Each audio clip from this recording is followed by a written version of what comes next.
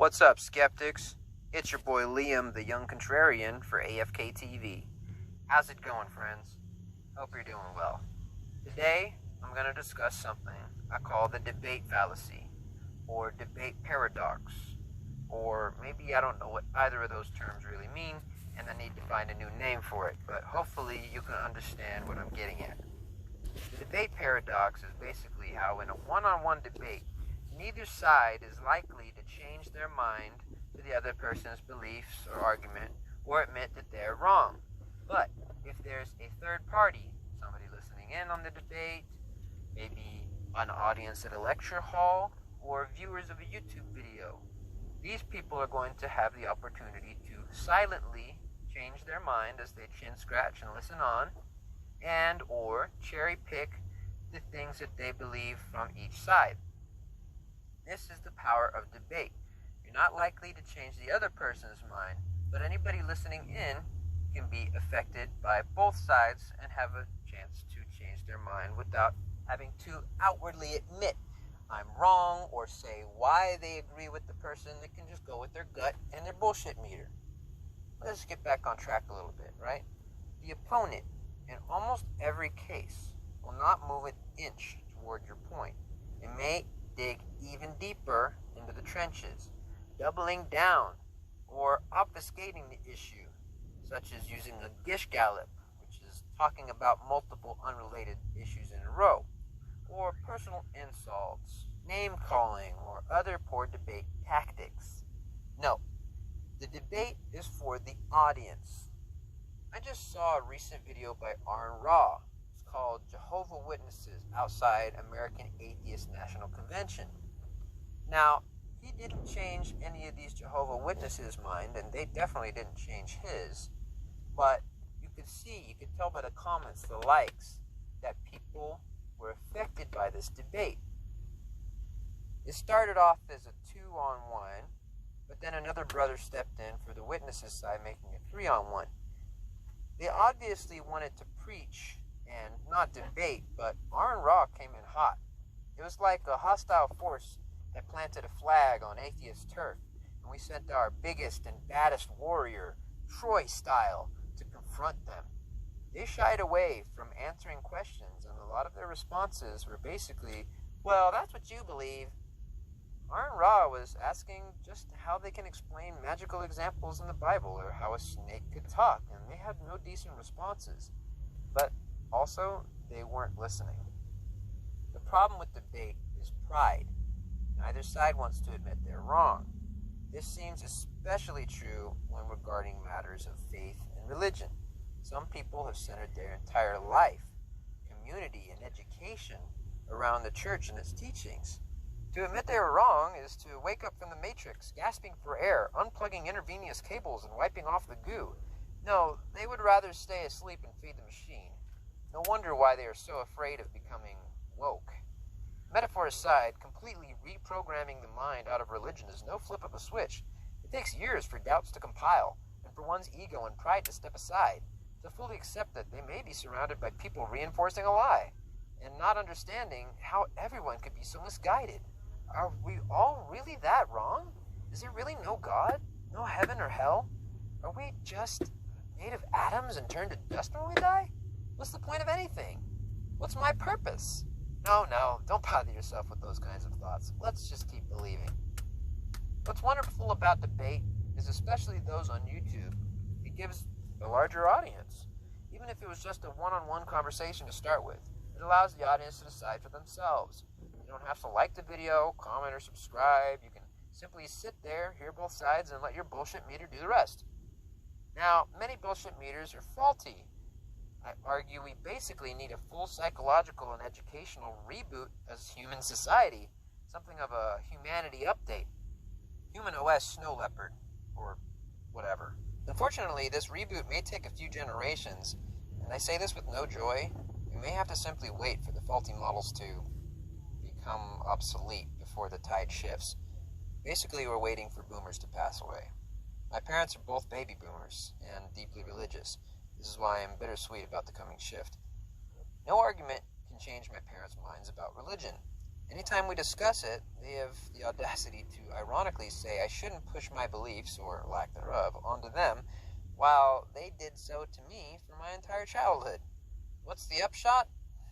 Well, the entire family has witnessed our philosophical battles, and their, shall I say, gentle outcast of me.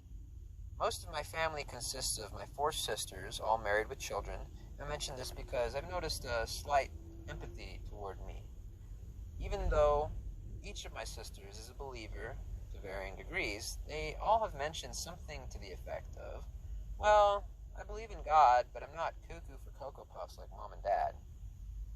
Some of my nieces apparently are somewhat irreligious, and my nephew had expressed interest in atheism before his mother, my sister, forbade us from hanging out any further.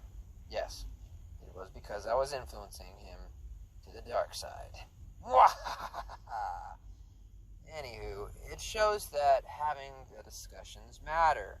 Taking a stance can make a difference, and I believe there can be a subconscious type of audience in the back of the heads of even a staunch believer that may agree with the valid arguments you make, but their pride won't let them out.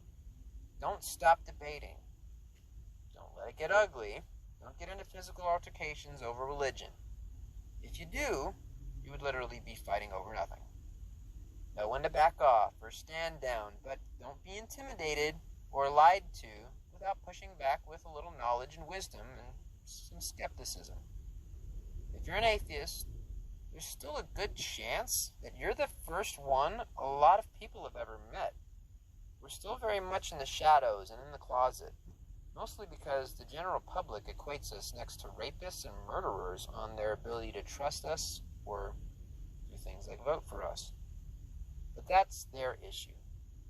As atheists, we have no code of ethics or lack thereof. We're not rapists or murderers or pedophiles and groomers. But I think we should strive to simply reject dogma and retain decency. RD squared. King Estiliana is another saying of mine. There is no God. I'm sorry they lied. You are not alone. Those are 2 little precepts I stand by. If you're the first atheist somebody has met, they will definitely not agree with almost anything you have to say. They may even look at you different. I very recently was called a devil and a demon by a landowner who was offering me a place to stay. When I mentioned that I was an atheist, he soon went and discussed with his buddy and came back saying, if you were around here, maybe working around the yard, I would be able to feel your demonic presence. I can't have a devil like you here, so you gotta go. I was totally shocked. My jaw was on the floor, and I really needed a place to stay, as I'm still homeless currently, and, I was just, in between jobs and whatnot, and it really bummed me out that guy treated me like that, calling me a demon, a devil like that. But, this is not the first time, this is probably not the last, and, I've been discriminated a lot like this in the last 13 years of being an atheist. Most of my time, well, it's not so overt or direct as that, but sometimes it's not obvious. It's not something I can place my finger on, but now and then I recognize I gotta go, because I just don't fucking fit in around here. At this job, this housing situation, this social setting, whatever, I just know when to go. Now, if I were a believer in the dominant religion, Christianity, I would have a measurably easier time getting along in society. Less going against the grain, less swimming upstream, a support system of believers around me to help whenever I'm down and to pray with me and believe with me that things will get better, and, you may even get a little bit of kickback and, job offers, easier, oh, you're a believer, you can stay with us, kind of, that sort of stuff. But I'd rather live on the streets than compromise my integrity. I'd rather go hungry and starve than grovel at the doors of a church for food. The same church that took 10% of your income to upgrade their coffee shop and adjacent gift shop. We're fighting a battle on many fronts. First, we have to contend with the baggage of the Bible. Hundreds of pages, thousands of verses, and most people haven't even read past the begats. Then we're dealing with a completely separate issue of lifelong delusion and brainwashing. From childhood, most Americans have been raised to believe in God and the supernatural, heaven and hell, and the power of prayer, among other things. Coming to grips with a world lacking a supernatural realm is literally inconceivable to a lot of folks and can cause cognitive dissonance, which may be just rather avoided. And their primal instincts may kick in with the fight or flight response, i.e., flight being, let's just agree to disagree, and fight being obvious, you're going to kick your ass. Then there are many emotional issues to deal with. For example, my grandmother was recently laid to rest, and multiple of my family and close friends referenced Grandma being in heaven and not being able to wait to see her again. I think it's actually kind of poisonous to lie to people and say they may be reunited eternally with their loved ones after death. It takes courage and strength, but I feel that recognizing death is final and to regard it as the final reunion more firmly is the more healthy way to do things. Moving on from death, no matter how hard, rather than looking forward to souls reuniting in some fantasy dream world yet to come, this makes a lot more sense to me. In conclusion, I just wanted to discuss how a one-on-one debate is often fruitless because you're not going to change the other person's mind in a lot of circumstances. Even if some things rattle in the back of their head and maybe make a chink in the armor, that's unlikely. They're probably just going to try and forget everything you said and go back to their little echo chamber, their little bubble of, their rationale and their facts and their beliefs. But if you have the opportunity, try and get an audience going. And now this is possible by, recording the debate and sharing it online, getting friends or family to join in on the debate or listen in. We're not all so lucky to get a great audience at a lecture hall like Sam Harris, Dawkins, Dillahunty, and Aaron Ra or whatever. But, if we're so lucky to discuss these things in an open setting, that's another great way, at a debate forum, educational setting, in a classroom or something where it's allowed, but anyway, this doesn't mean millions of followers on YouTube. It just means get someone else to listen in on it. And you know what? Some people will be listening even if they're not there, because people talk. If you had a really, heated debate with one of your family members or your friends or something, they're going to maybe talk about it with people that they know, and you're going to talk about what people and then, that's going to, reinforce one side or the other depending on, how righteous or how well defended your argument was or whatever. So just consider these things when debating, religion, when debating politics and all sorts of things. But you got to understand, you're probably not going to change the other person's mind, but the audience has the ability to silently take in both sides, use their bullshit meter to decide for themselves what makes the most sense. Cherry pick here and there. Maybe this makes sense from this side, this makes sense from that side. Here's my new belief system, without having to say, oh, I changed my mind or I was wrong. They can just adjust and update as they, agree and disagree with what they hear. Anyway, I think I've gone on for long enough. I thank you all for listening and for watching. This has been the Jung Contrarian podcast for AFK TV. Liam signing out.